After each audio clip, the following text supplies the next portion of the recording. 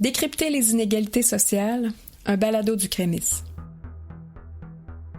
Je m'appelle Rachel Benoît, je suis responsable de la mobilisation des connaissances au Crémis, le Centre de recherche de Montréal sur les inégalités sociales, les discriminations et les pratiques alternatives de citoyenneté.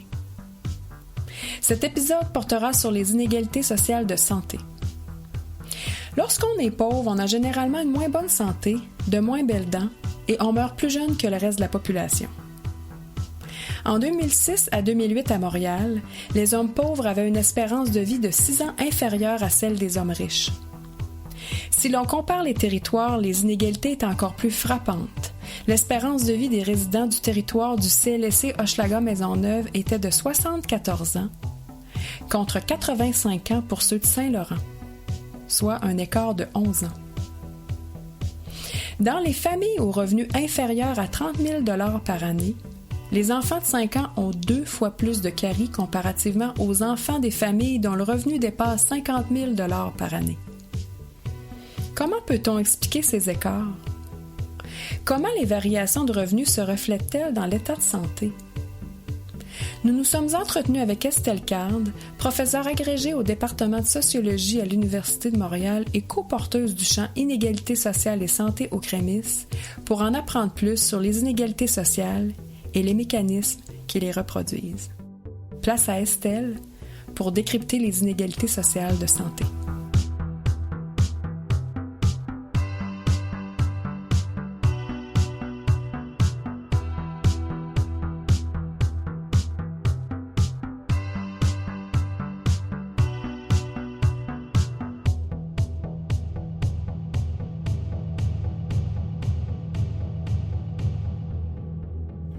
Alors, bonjour Estelle, merci beaucoup d'être avec nous aujourd'hui.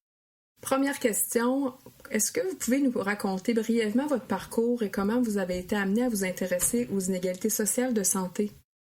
Oui, bonjour Rachel. Alors en fait, moi j'ai commencé mes études en faisant des études de médecine. Donc j'ai fait 6 années de médecine et puis au bout de 6 années, j'ai eu envie de prendre une année sabbatique pour voyager. Et finalement, j'ai pris 6 années de suite, 6 années sabbatiques pendant lesquelles donc j'ai continué à voyager, mais j'ai aussi fait des études en anthropologie. Et parmi les choses qui m'avaient particulièrement intéressée en anthropologie, c'était de voir comment est-ce que la culture, c'est-à-dire finalement la façon de comprendre le monde dans lequel on vit, joue sur l'interprétation des malheurs. Et parmi ces malheurs, il y a les maladies. Et ce qui m'intéressait beaucoup, c'est de voir en fonction donc, des cultures des uns et des autres, eh bien les mêmes symptômes, par exemple un mal de tête ou une fièvre, pouvaient être vus comme étant soit la manifestation d'un microbe, soit celle d'un acte de sorcellerie, soit la colère d'un ancêtre, soit une punition de Dieu parce qu'on a péché, soit simplement d'un malchance, etc. Et en fonction de ces différentes interprétations du malheur, eh bien, il y avait différents types de recours aux soins. On peut aller chercher un médecin, mais on peut aussi aller chercher un prêtre, un sorcier, un guérisseur, un chaman, etc. Et donc moi, c'était beaucoup cette variation culturelle vis-à-vis de la santé qui m'intéressait. Et puis, je suis revenue en médecine, j'ai fini mes études, j'ai fait un résidanat en santé publique. Et pendant mon résidanat, je me suis inscrite en doctorat de sciences sociales. Et au départ, moi, je voulais continuer cette réflexion sur les différentes façons de vivre la santé et la maladie selon la culture. Je voulais plus voyager, je voulais rester en France, je commençais à avoir des enfants, donc je voulais travailler sur les immigrants en France, pour voir comment est-ce qu'ils accèdent aux soins différemment selon leur culture. Et puis mon directeur de thèse m'a suggéré de garder certains de ces mots-clés, mais surtout de leur ajouter un autre. Et c'est un mot-clé qui a en fait finalement fait toute la différence, c'était le mot-clé de discrimination. Parce que finalement, je suis arrivée à travailler sur les soins différents des immigrants, mais non pas du fait de leur culture différente, ou de leur représentation différente de ce que c'est que le malheur et le soin, mais du fait des discriminations dont ils sont l'objet. Donc j'ai travaillé sur des différences de soins qui ne sont pas voulues par les individus, mais qui leur sont imposées parce qu'ils sont des immigrants, ou bien même simplement parce qu'ils ont l'air d'être des immigrants du fait de leur couleur de peau ou de leur nom de famille. Et parce qu'en tant qu'immigrants, eh bien, ils font l'objet de préjugés péjoratifs. Et donc, en travaillant sur cette question, finalement, j'ai travaillé sur les notions de préjugés, de racisme, d'étiquetage, de stigmatisation, etc. Et finalement, tout ça, c'est des questions de rapport de pouvoir. Et donc, je m'intéressais à comment est-ce que des rapports de pouvoir peuvent se traduire dans des différences dans l'accès à des soins, et donc finalement, dans des inégalités sociales dans l'accès aux soins. Et par la suite, finalement, j'ai continué à m'intéresser à ces fameux rapports de pouvoir.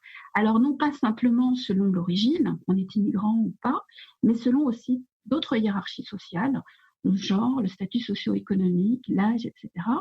Et je me suis intéressée aussi à d'autres types de différences dans l'accès à des ressources qui sont sécrétées par ces rapports de pouvoir. C'est-à-dire qu'au départ, je m'étais intéressée uniquement aux différences dans l'accès aux soins, mais ensuite, j'ai commencé à m'intéresser à d'autres ressources qui, elles aussi, contribuent à la santé, par exemple les revenus, la formation, etc., mais qui, tout autant, peuvent résulter de rapports de pouvoir. Qu'entendons-nous par le terme « minorisation » ? Estelle y fait référence ici pour parler des Premières Nations. Elle parlera plus tard des personnes ou des groupes minorisés. Est-ce un synonyme du mot minoritaire? En fait, le concept de minorisation permet de mettre l'emphase sur le processus entourant le fait d'inférioriser ou de discriminer, ce que le terme minoritaire ne permet pas de saisir. Parler en termes de minorisation ou de groupe minorisé, c'est donc une invitation à réfléchir aux mécanismes qui permettent d'inférioriser et discriminer des groupes, comme par exemple les lois ou les préjugés individuels. Il s'agit souvent de processus invisibles, mais auxquels chacun de nous est susceptible de contribuer. Retournons maintenant à l'entretien avec Estelle. Qu'entend-on par inégalité sociale de santé? En fait, justement, je viens de donner les mots-clés. C'est qu'en fait, une inégalité sociale, déjà, sans parler de santé, pour moi, c'est une différence dans l'accès à des ressources entre deux groupes sociaux qui sont hiérarchisés, voyez, qui sont positionnés le long d'une certaine hiérarchie sociale, donc dans une position de dominant-dominé. Bon. Et donc, dans le cadre d'un rapport de pouvoir. Alors, quand je dis c'est des différences dans l'accès à des ressources, ces ressources, ça peut être des revenus, le logement, un diplôme, etc. Ça peut aussi être la santé. Et donc, quand on parle d'inégalité sociale de santé, on parle précisément de la ressource santé. Et puis, quand on parle de ces fameux rapports de pouvoir, de ces fameuses hiérarchies sociales, donc là, j'ai donné l'exemple tout à l'heure des rapports entre immigrants, pas immigrants, mais il y a d'autres hiérarchies sociales, hein, ça peut être le statut socio-économique. Donc là, on va comparer, vous voyez, l'accès à différentes ressources entre les riches et les pauvres, par exemple. Ça peut être le genre, ça peut être le quartier de résidence, ça peut être l'orientation sexuelle, etc. Alors, un piège à propos des inégalités sociales de santé, un piège classique, c'est de ne pas les voir.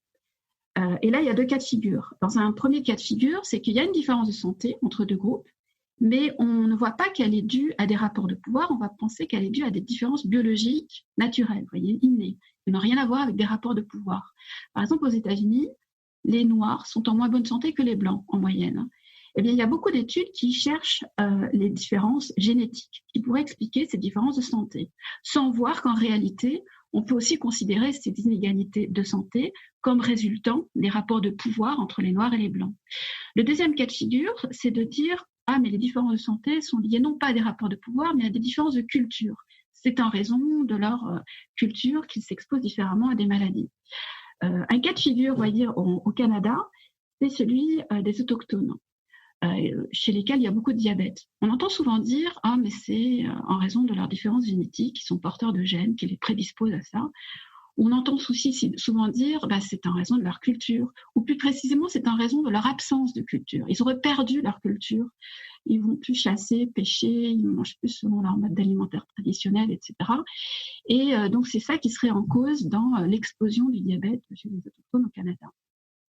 Moi, je pense qu'on peut éventuellement discuter de ces interprétations, mais ce qui est sûr, c'est qu'il ne faut surtout pas oublier qu'il y en a une troisième qu'on ne peut vraiment pas ignorer, et qui est celle de la minorisation sociale, historique, contemporaine, dont les autochtones font l'objet au Canada, et qui se traduit par leurs faibles revenus, leur logement inadéquat, leur accès difficile à une alimentation de qualité, leur stress considérable, et tout ça, c'est suffisant pour expliquer l'explosion de diabète, avec ou sans gènes, avec ou sans culture qui prédispose.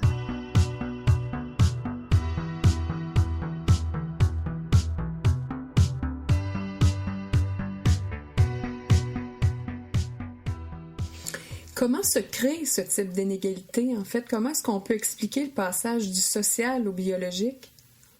Alors, en fait, il y a grosso modo 3 grands types d'explications pour les inégalités sociales de santé. En fait, elles sont toutes les 3 complémentaires. Donc, je pense que ça vaut la peine d'en parler toutes les 3. La première, elle est assez intuitive. C'est quelque chose qu'on observe fréquemment, c'est la question des comportements à risque pour la santé.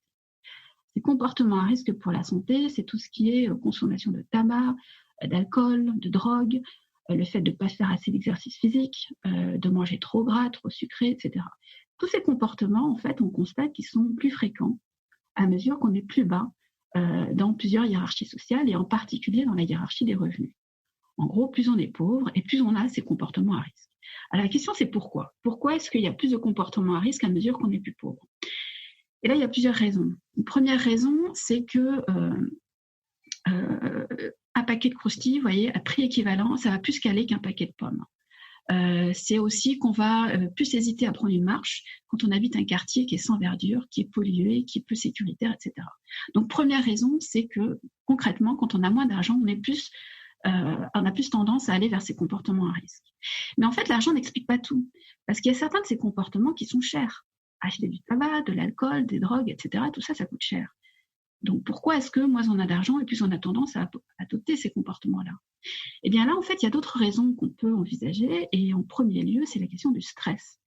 Le stress que vivent beaucoup de personnes minorisées et qui les conduit en fait à chercher ce qu'on appelle des plaisirs de compensation.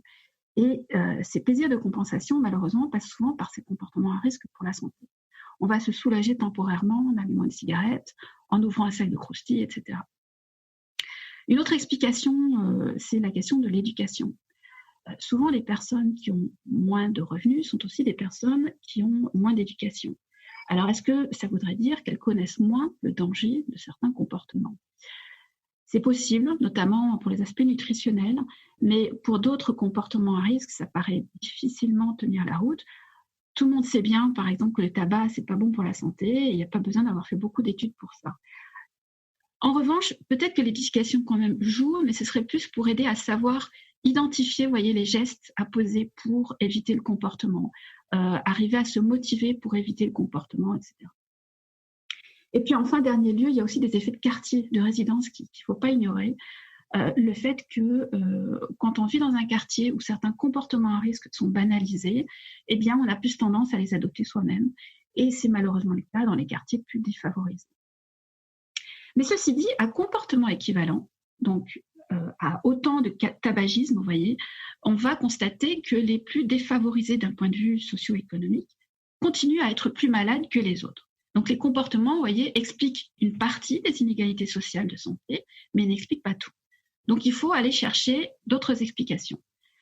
Donc la deuxième grande explication, après les comportements à risque, elle est très intuitive, elle aussi, c'est celle des conditions de vie. Sans doute, on le voit bien, hein, moins on a d'argent et plus on a des conditions de vie qui sont mauvaises pour la santé. Je peux vous donner deux exemples. Le logement. Moins on a d'argent et plus on est à risque de vivre dans un logement qui est mal chauffé l'hiver, qui est trop chaud l'été, qui est humide, qui est trop petit, qui est bruyant, à proximité d'un site pollué, qui est dans un quartier violent, qui décourage de sortir, etc. Et donc tout ça, sans doute, c'est pas très bon pour la santé. Un autre exemple, c'est que moins on a d'argent, moins on a été éduqué, et plus on sera contraint de se satisfaire d'un travail pénible, exposé à des produits toxiques, à du bruit, avec des horaires de travail décalés, etc. Et tout ça, évidemment, ce n'est pas non plus bon pour la santé. Donc la deuxième grande explication est assez intuitive. Moins on a d'argent, plus on a des conditions de vie qui ne sont pas bonnes pour la santé. Et puis, on en arrive à la troisième explication, qui est elle aussi nécessaire, mais celle-ci, elle est moins intuitive, on a moins tendance à y penser. En fait, c'est de dire que les personnes qui sont situées en bas des hiérarchies sociales peuvent souvent avoir le sentiment de ne pas être soutenues par leurs proches, par leur entourage. Donc, plus de sentiments, vous voyez, d'isolement en cas de coup dur.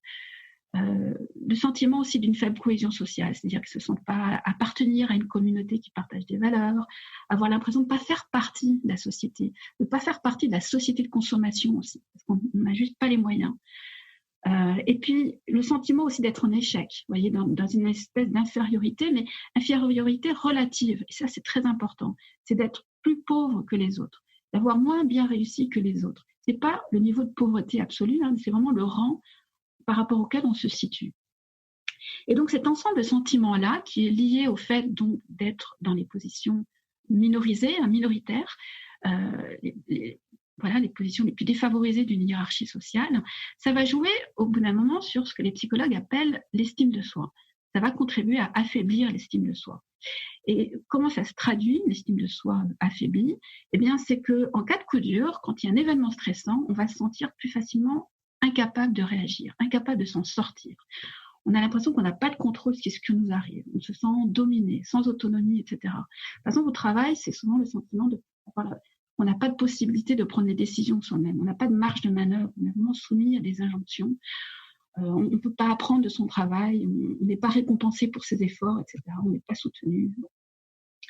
Et ce sentiment d'estime de soi, nous disent maintenant les biologistes, c'est qu'il va avoir une incidence au niveau, alors là, strictement biologique. C'est que face à un événement stressant, on va avoir tendance à réagir de façon excessivement prolongée. Vous savez, il y a une réaction au stress qui s'identifie objectivement, biologiquement, une sécrétion de cortisol, la tension artérielle qui s'élève, la fréquence cardiaque aussi qui s'accélère, etc. Il y a un ensemble de signes biologiques face à n'importe quel événement stressant. Ça, c'est tout à fait normal. Mais chez ces personnes qui ont une faible estime d'elles-mêmes, eh bien, cette réaction au stress va durer excessivement. Et finalement, c'est mauvais pour le corps. Le corps va se retrouver brûlé, entre guillemets, et du coup prédisposé à diverses maladies via une résistance à l'insuline, une inflammation des tissus, etc. Et donc, pour conclure, une hiérarchie sociale, ça va finir par affecter la santé des individus, et ce, d'autant plus qu'ils sont situés en bas de cette hiérarchie, d'abord en favorisant leur comportement à risque, parce qu'ils ont des restrictions matérielles, mais aussi parce qu'ils ont ce sentiment d'impuissance face au stress, qui fait qu'ils ont un certain fatalisme, ou ils ont besoin de se soulager. Deuxièmement, la hiérarchie va jouer aussi en simplement privant les individus des conditions de vie matérielles qui sont nécessaires à l'entretien d'une bonne santé. Et puis troisièmement, en altérant leur réaction biologique au stress, comme je viens de le dire, via donc, ce sentiment de vulnérabilité, d'infériorité.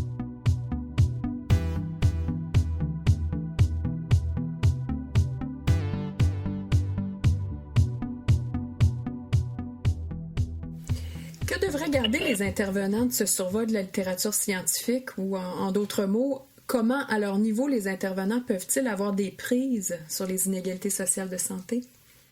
Alors, si on repart des 3 explications des inégalités sociales de santé que je viens de présenter, ce qui ressort, c'est le rôle crucial des politiques sociales.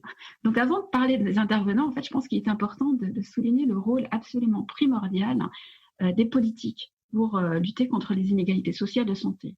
Pourquoi ? Parce que si on reprend les 3 explications, en fait, on voit qu'à chaque fois, les politiques sont fondamentales. D'abord, décourager les comportements à risque.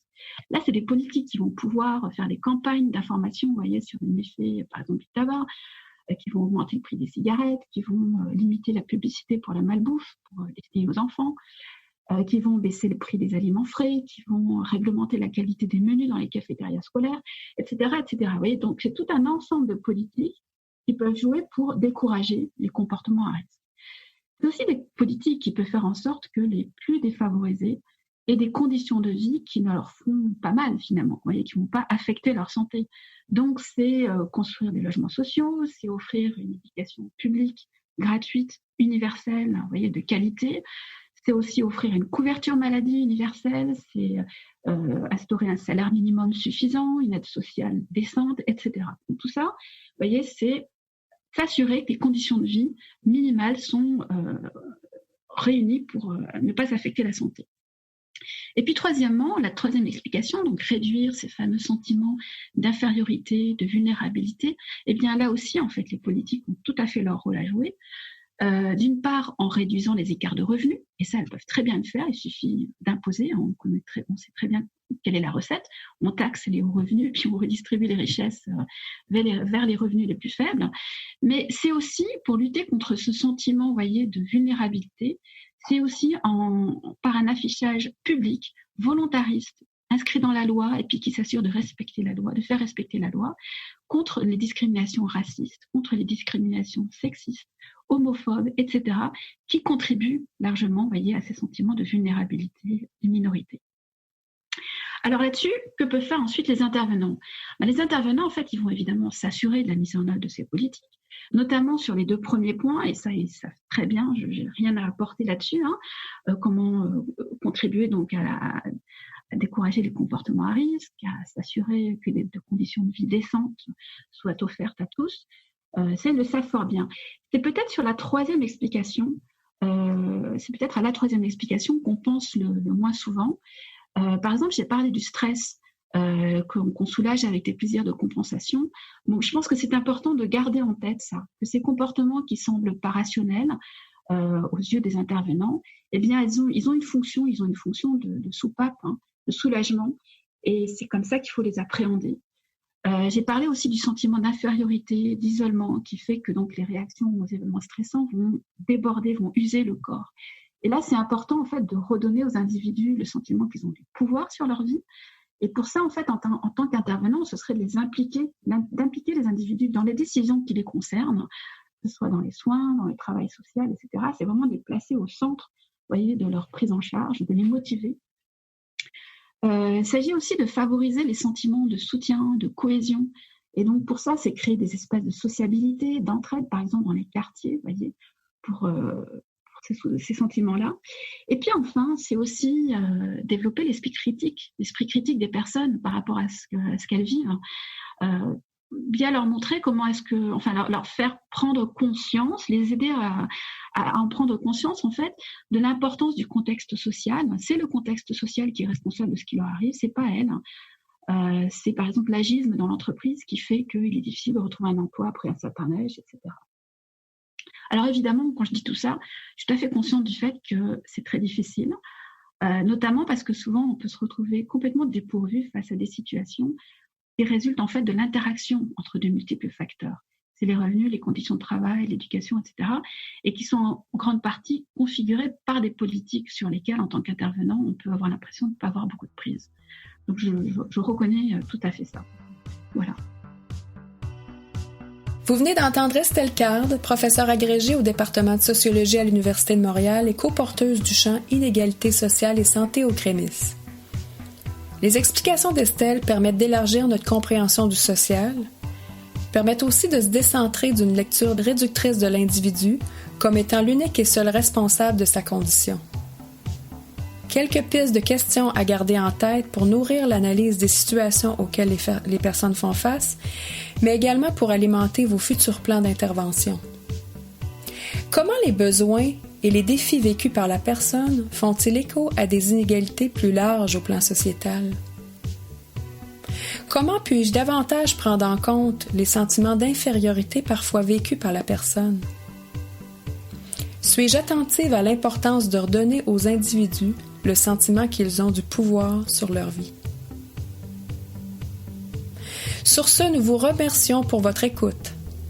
En complément à ce balado, on vous invite à consulter le site du CREMIS au www.cremis.ca pour lire la synthèse du balado ainsi que la version écrite de l'entretien.